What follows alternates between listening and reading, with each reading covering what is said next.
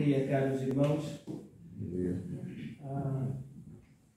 Creio que a primeira coisa que podemos fazer é juntar-nos à igreja de Tomar e particularmente aquela miúda de 11 anos.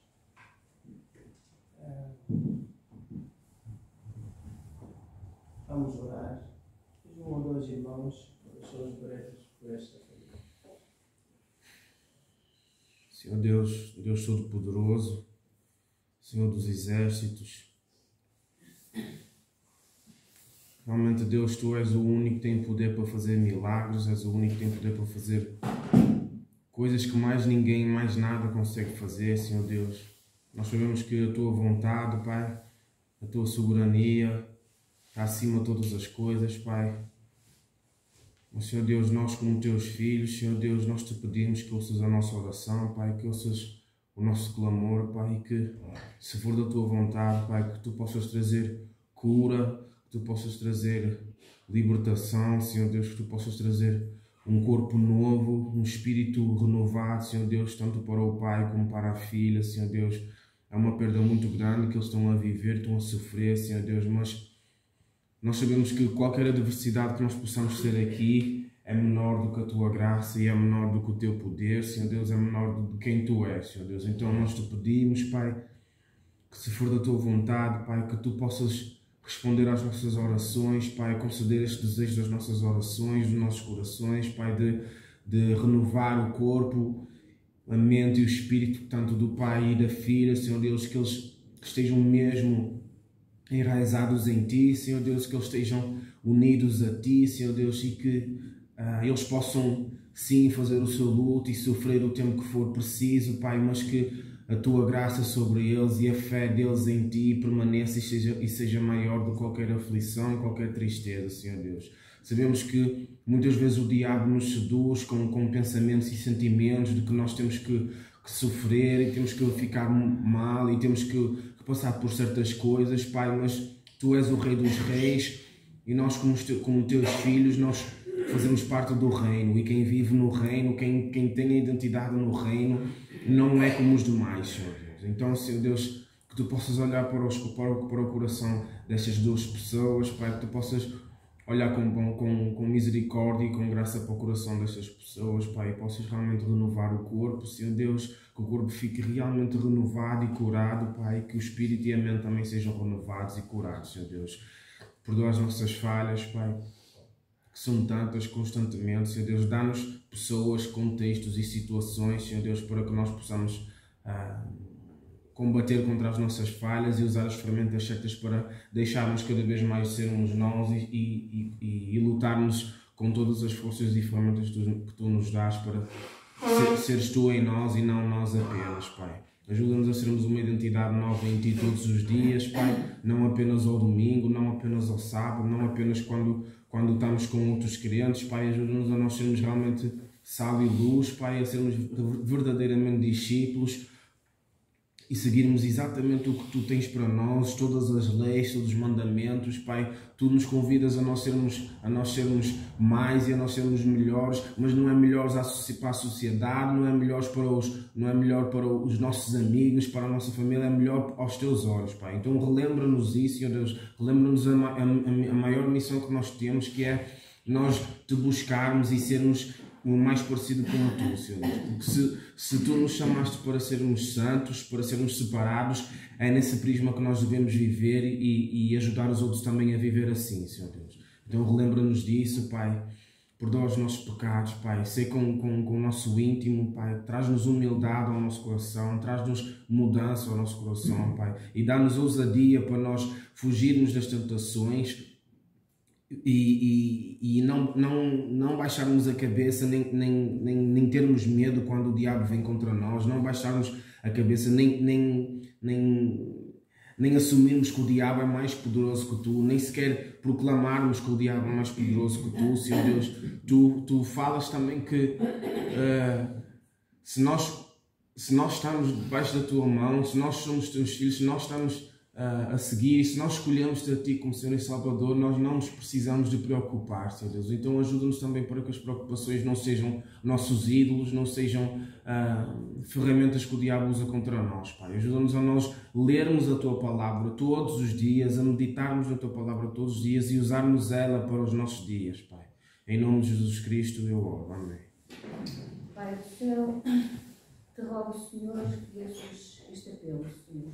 Que possas ser, Pai do céu, como esta família, que neste momento são apenas 2 membros, Senhor. Que possas consolar aquela criança, Senhor, que ela possa sentir a Tua presença na sua vida, Pai.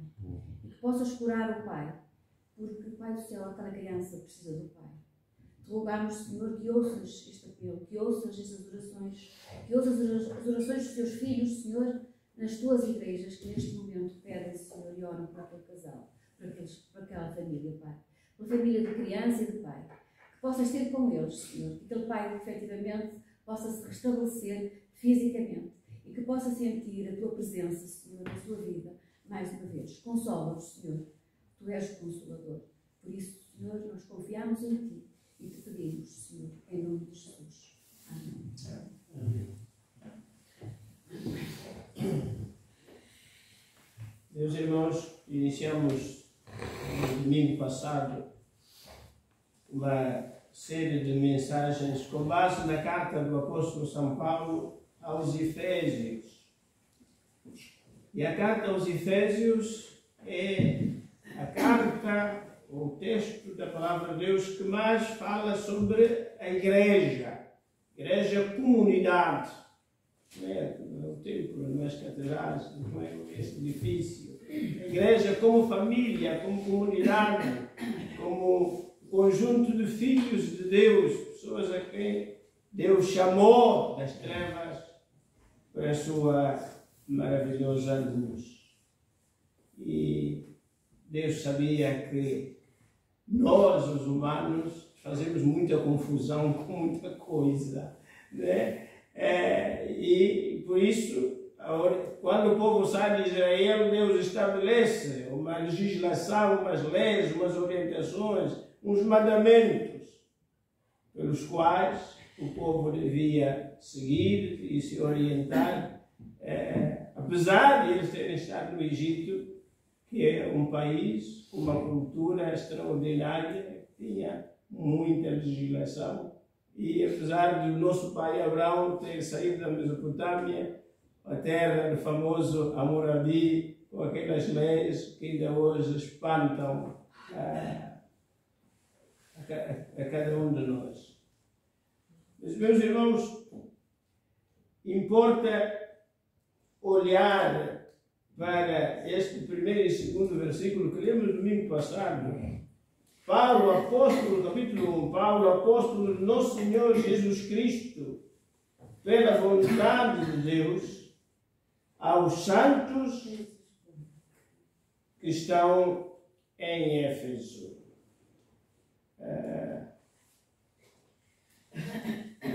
A vós, graça e paz. Meus irmãos, Atos capítulo 19,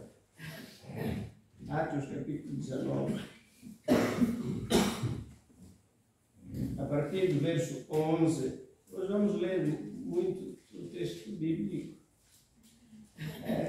e pouco vamos dizer. Atos 19, a partir do verso 11, o nascimento desta igreja. E Deus, pelas mãos de Paulo, fazia maravilhas extraordinárias, de sorte que até os lenços e aventais se levavam, isto em Éfeso, do seu corpo aos enfermos, e as enfermidades fugiam deles, e os espíritos malignos saíam. E alguns dos exorcistas judeus, nós aqui em Portugal ainda temos durante um bom número de exorcistas, e alguns deles se vestem religiosamente e lhes foi concedido superiormente não no céu, mas superiormente aquela terra, essa licença ou habilitação para oficialmente, como sacerdotes, poderem exercer a capacidade de se expulsar demônios. Em alguns dos exorcistas dos judeus ambulantes tentavam invocar o nome do Senhor Jesus sobre os que tinham espíritos malignos. E é interessante que já nesse tempo, meus irmãos, este mundo dos espíritos, uma das formas de atuar é misturar trigo com joio. Muita gente que vai a esses lugares diz: mas ele tinha lá uma Bíblia, né? Mas ele até rezou o Pai Nosso, ou enfim, tinha uma figura de não sei de quê. E aqui ele tentava invocar o nome do Senhor Jesus sobre os que tinham espíritos malignos, dizendo: esconjuro-vos no nome de Jesus a quem Paulo prega. A tentativa de ligação, demônio procurando aproveitar o nome de Jesus. Muitas vezes nós citamos o nome de Jesus e citamos a Bíblia, mas realmente os propósitos íntimos são outros. Não tem nada a ver com aquilo que a Bíblia nos ensina. E os que faziam isto, verso 14, eram filhos de Cefa, judeu principal dos sacerdotes. Não pode haver o caldo mais entornado do que este. O pai dessas raparigas era chefe da sinagoga. Mas ele e as filhas, ou a autorização dele e as filhas, circulavam neste mundo do oculto. Isto pode acontecer no púlpito, pode acontecer no banco da igreja, pode acontecer nas nossas casas, que andamos na igreja e andamos também nos outros lugares. Respondendo, porém, um espírito maligno disse, como dizíamos no outro dia, meus irmãos, nós podemos confundir o Evangelho com o outro Evangelho, mas o diabo, o inimigo, não faz essa confusão que nós fazemos. Porém, o espírito maligno diz: conheço Jesus e bem sei quem é Paulo, mas vós, quem sois?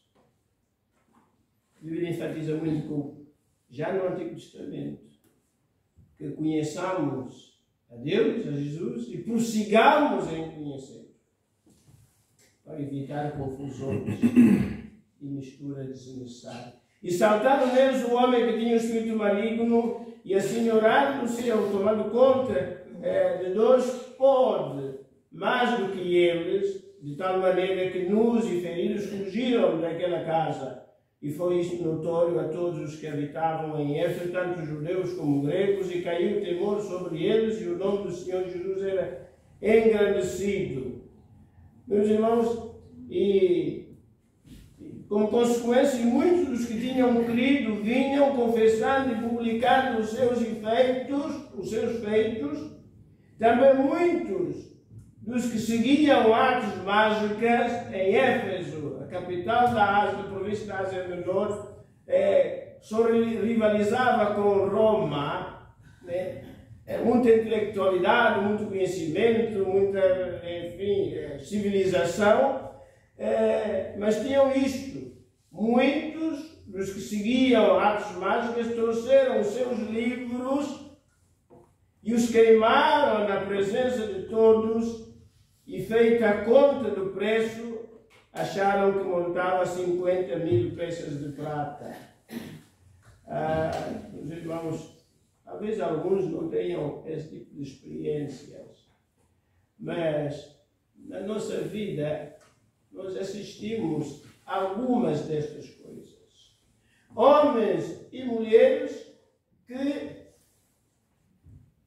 marcavam presença nos cultos evangélicos da pregação da palavra de Deus e, confrontados com a verdade do Evangelho, chegavam a levantar-se dos seus bancos, indo à frente, e então tiravam amuletos que traziam à cintura ou noutra parte do bolso e depositavam ali em frente. Eu vinha com isto, e a minha vida estava sob guarda destas coisas, mas agora conheci Jesus Cristo, eu não quero saber nada disto, e eu largo aí como forma de que me liberto destas coisas.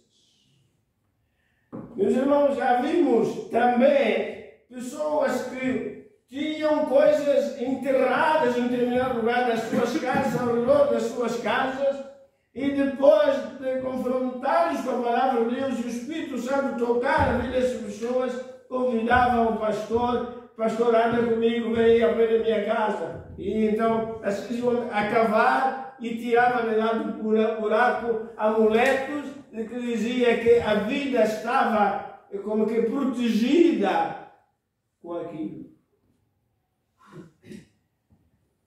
Não tem dúvida nenhuma que aquilo que o Dr. Lucas escreve aqui em Éfeso aconteceu. Já havia acontecido. Não é só por eu ver acontecer, eu acredito naquilo que a palavra de Deus diz do Gênesis ao Apocalipse. Meus irmãos, determinados livros que andam aí nos nossos escaparates das livrarias e alfarrabistas e outros, ainda continuam a ser editados e têm muita freguesia, muita gente que os compra, que os tem em casa, mesmo tendo as Bíblias. Né? Mas, felizmente, meus irmãos, verso 20 diz: assim a palavra do Senhor crescia poderosamente e prevalecia. Mas então, quando chegamos a Éfeso, capítulo 1, esses santos que estão em Éfeso, como dizíamos no ano passado, vieram desse ambiente. Mas, felizmente, eles foram alcançados pela graça de Deus. E diz o apóstolo Paulo: a vós, graça e paz. A graça é a maior distinção do cristianismo em relação a todas as outras religiões. Não há mais fé nenhuma, religião nenhuma que tenha a graça que nós temos. Graça é um favor imerecido. Não tem nada a ver com o nosso nascimento, com a nossa dinastia, com a nossa família, com a nossa formação acadêmica, com a nossa conta bancária, com nada. É um favor imerecido. E, meus irmãos, Paulo, levando em conta esta verdade, porque está a falar aos cristãos, aos convertidos, aos salvos, em função disso, o verso 3 diz: bendito Deus e Pai de nosso Senhor Jesus Cristo. O que é que isto quer dizer? Que Paulo está a convidar cada um daqueles irmãos a quem ele já chamou santos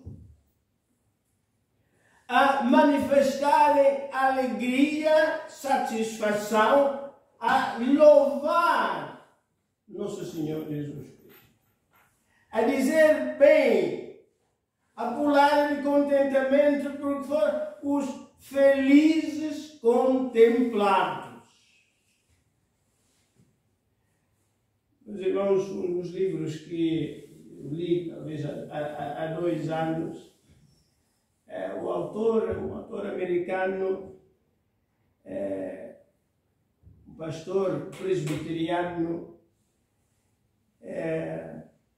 e em relação ao sofrimento que há no mundo, de diversas maneiras, alguns de nós já passamos por algumas coisas, outros não, outros ainda não chegou a hora, ele usava como ilustração os chamados espirituais negros. Aquelas músicas que hoje dão a ganhar muito dinheiro a muitos grupos e então nesses dias andam por cá, alguns da América e outros da África do Sul. Tornou-se, veja, música de espetáculo, aquela música de escravos.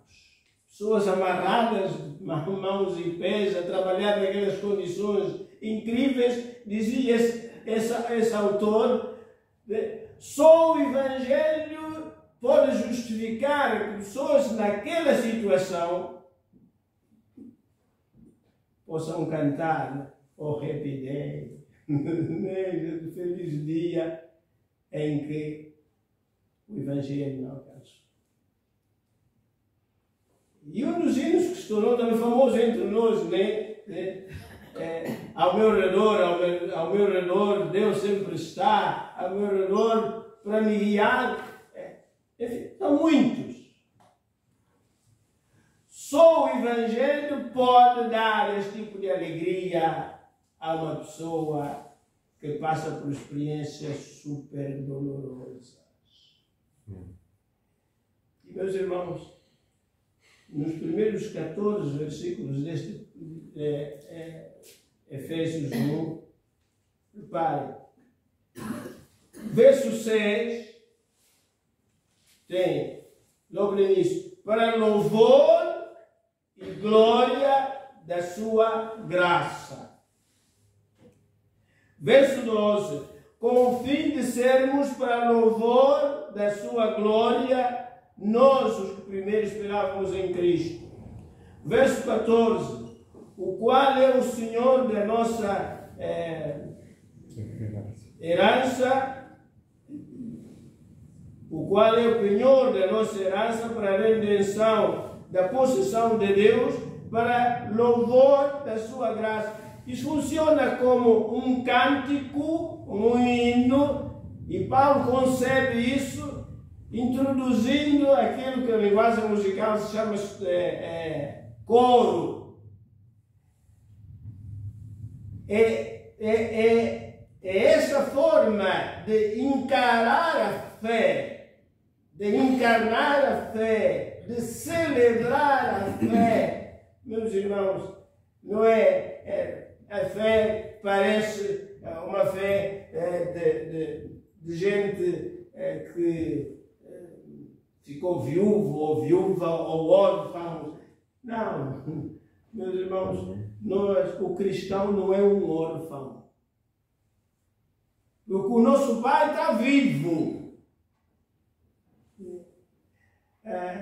O cristão deve ser uma pessoa que, independente dos seus sofrimentos, se trabalha na palha do algodão ou a partir pedra, ou tanto ser escravo, é capaz de louvar ao Senhor.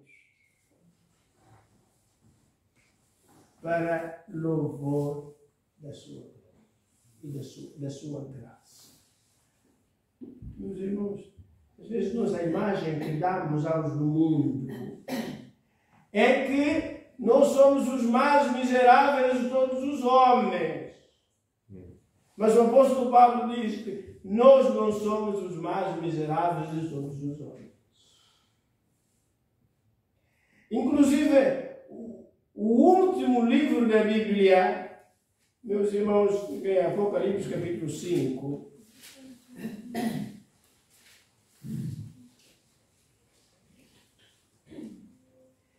não nos esqueçamos que João, o autor humano do livro do Apocalipse, está exilado na ilha de Patmos por facto de ser crente e trabalhar para Deus.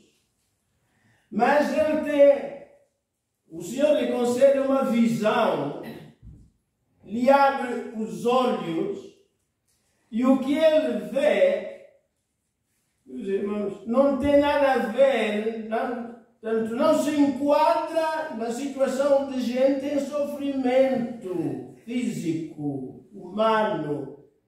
E cantava um novo, Apocalipse 5, verso 9, e cantavam um novo cântico dizendo: digno és de tomar o livro, de abrir os seus selos, porque foste morto e com teu sangue compraste para Deus homens de toda a tribo, língua, povo e nação.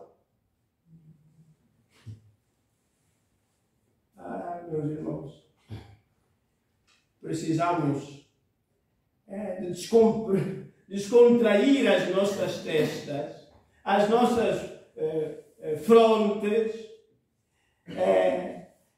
e celebrarmos a nossa salvação. Que Deus nos conceda. Não faz sentido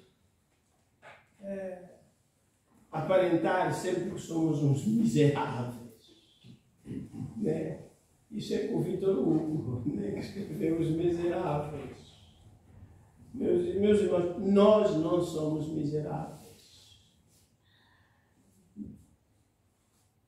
Bendito, voltando a Éfeso, bendito Deus e Pai de nosso Senhor Jesus Cristo, o qual nos abençoou. Não é uma bênção, uma pequenina bênção, diz que o qual nos abençoou com todas as bênçãos espirituais nos lugares celestiais em Cristo.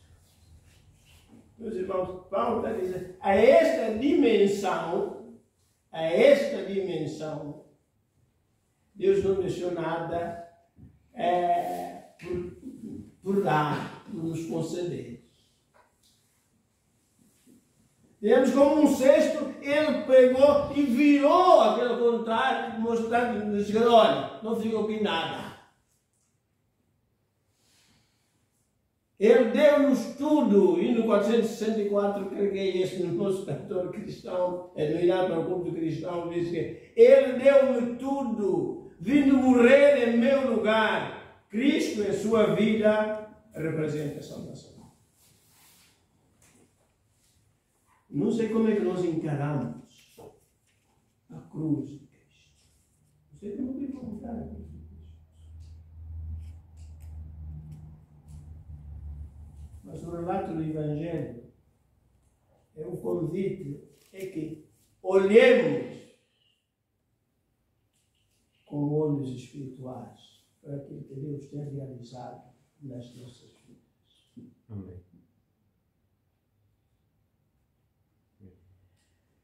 O qual nos abençoou com todas as bênçãos espirituais nos lugares celestiais em Cristo. O que isto quer dizer, meus irmãos? É verdade que nós estamos no mundo, neste mundo, mas não existe só um mundo. Nós temos mais, portanto, existe mais do que um mundo. Há o mundo material, há o mundo espiritual. O nosso problema muitas vezes, que é o meu, né, é nós estamos agarrados apenas ao mundo material como aqueles que não têm esperança, como dizia o apóstolo Paulo. Mas é o mesmo Paulo que na carta aos Colossenses, no capítulo 13, diz: se já ressuscitaste com Cristo, então buscai as coisas que são de cima.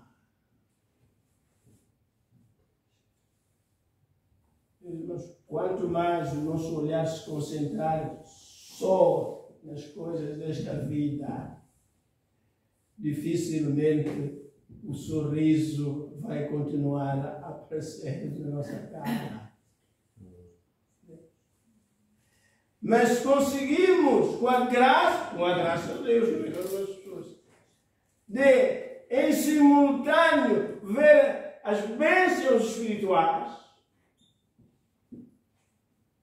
Então, todo tipo de dificuldades que aqui aparecem, sabemos sempre que são passageiras. São passageiras. Vão acabar. Vão passar.